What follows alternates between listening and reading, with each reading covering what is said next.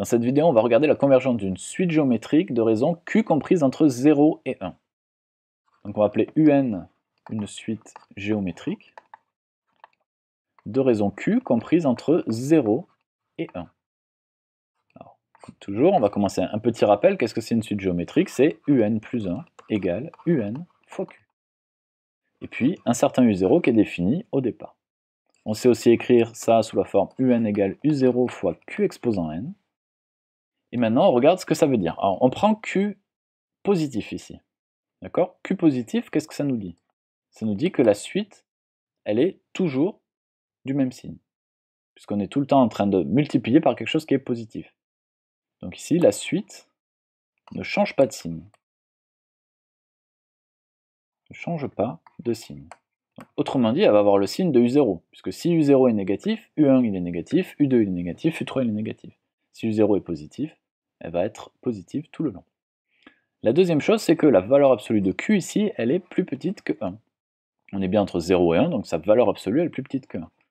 Autrement dit, qu'est-ce qu'on va avoir? On va voir que la valeur absolue de UN plus 1, elle est plus petite que la valeur absolue de UN. Alors pourquoi c'est vrai ça? Puisque on a la valeur de UN, par exemple, si on imagine UN ça vaut 10, on va le multiplier par quelque chose qui est plus petit que 1. Donc ça va être plus petit que 10. Donc si c'est plus petit que 10, ça veut dire que UN plus 1 il est plus petit que UN. Donc en valeur absolue, UN plus 1 il est plus petit que UN. Et pourquoi j'utilise la valeur absolue? Parce que si on travaille avec les valeurs négatives, c'est le contraire. Tu vois qu'ici on va avoir moins 10 par exemple, on va multiplier par quelque chose qui est plus petit que 1. On va obtenir par exemple moins 9 ou moins 8. Donc c'est bien UN plus 1 en valeur absolue qui est plus petit que UN, et c'est ça qui nous intéresse. Alors si on regarde ça graphiquement, tu vas voir que c'est tout simple. Donc là, comme d'habitude, pour tracer notre suite, qu'est-ce qu'on fait? Eh bien, on utilise N ici, UN ici.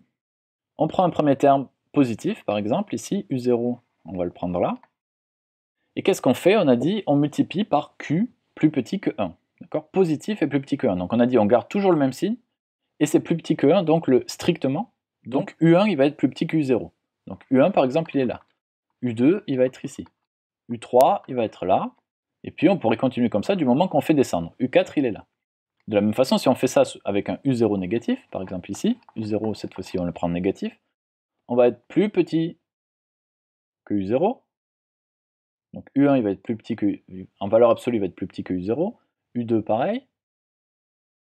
U3 pareil. U4, etc. Bon, je n'ai pas trop aligné mes points, mais tu vois bien ce que je veux dire ici. Ce qui est intéressant ici, c'est qu'on est en train de se rapprocher de 0.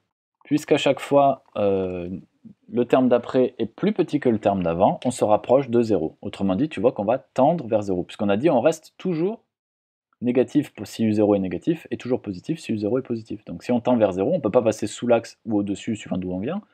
Donc on va forcément se coller à 0. Autrement dit, ici, ces deux choses, ça implique que limite de UN, quand n tend vers l'infini, est égal à 0. Et tu vois qu'ici, c'est quel que soit U0 en fait. Si U0 est négatif, eh bien on va tendre vers 0 par en dessous. Si U0 est positif, on va tendre vers 0 par au-dessus. Mais dans les deux cas, la limite, elle est 0.